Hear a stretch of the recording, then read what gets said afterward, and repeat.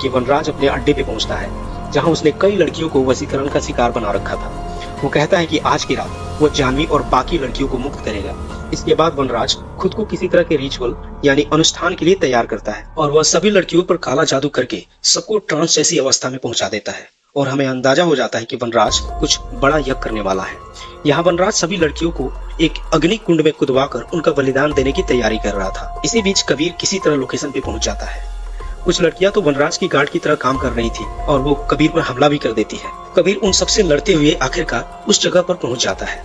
यहाँ यज्ञ हो रहा था। वनराज कुछ देर के लिए अपना रिचुअल रोक देता है और कबीर को घसीटकर उसके पास लाया जाता है। इस मौके पर वनराज अपना असली प्लान बताता है। वनराज कहता है कि इन सभी लड़कियों की बलि देने का वक्त आ गया है और वनराज कहता है कि इन सभी लड़कियों की बलि देने के बाद उसकी शक्तियां इतनी बढ़ जाएगी कि वह सिर्फ नजर मिलाकर किसी को भी अपने वश में कर सकेगा। अब उसे किसी को वशीकरण के लिए लड्डू पेड़ा खिलाने की जरूरत नहीं पड़ेगी। और कहता है कि दुनिया के सभी लोग भगवान के गुलाम हैं, लेकिन कुछ लोग इस काबिल ही नहीं होते, इसलिए वह सबको अपने वश में करेगा और उनका भगवान बनेगा। उसका प्लान पूरी दुनिया को अपने कंट्रोल में करना था। इसके बाद वनराज फिर से अपना रिचुअल शुरू करता है, जहां वो काली कठपुतलियों को आग में फेंक रहा था और लड़कियां धीरे धीरे आग की तरफ बढ़ रही थी। जैसे ही वो आखिरी लाल कठपुतली आग में फेंकने वाला था, जिससे कि सभी लड़कियां अग्निकुंड में कूद जाती, कबीर फौरन उस पर आग की लकड़ी से हमला कर देता है और वनराज कुछ कहने की कोशिश करता है, लेकिन कबीर बिना देरी किए उसकी जीभ काट देता है और उसे आग में फेंक देता है। तभी अचानक वनराज की आवाज सुनाई देती है।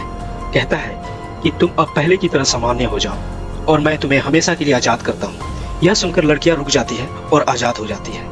यहाँ कहानी में ट्विस्ट आता है और हम समझ पाते हैं कि दरअसल कबीर पूरे वक्त अपने पॉकेट में वॉइस रिकॉर्डर रखा था।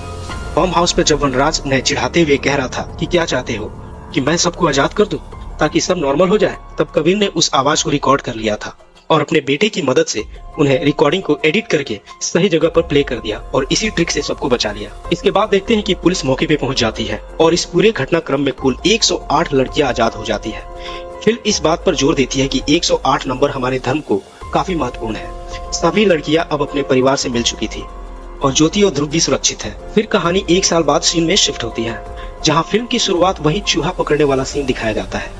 अब हम देखते हैं कि वो चूहा पकड़ने वाला आदमी और कोई नहीं बल्कि खुद कबीर है। वह एक जंगल जैसी जगह में एक बेसमेंट में अंदर जाता है और यहाँ दिखता है कि उसने वनराज को कैद करके रखा है। जी हाँ दोस्तों, फिल्म के आखिरी सीन में कबीर वनराज को चूहा और चाय पत्ती खाने के लिए देता है और कुछ संवाद के जरिए उससे कहता है कि कैसे माता पिता अपने बच्चे के लिए किसी भी हद तक जा सकते हैं और वहीं अपने बच्चे के लिए भगवान होते हैं। तो फिल्म के अंत में हम समझ पाते हैं कि अब यही बेसमेंट या बंकर वनराज का नर्क बन चुका है और कबीर उसका भगवान, या हम कबीर को शैतान भी कह सकते हैं। और इसी पॉइंट पे यह फिल्म खत्म हो जाती है।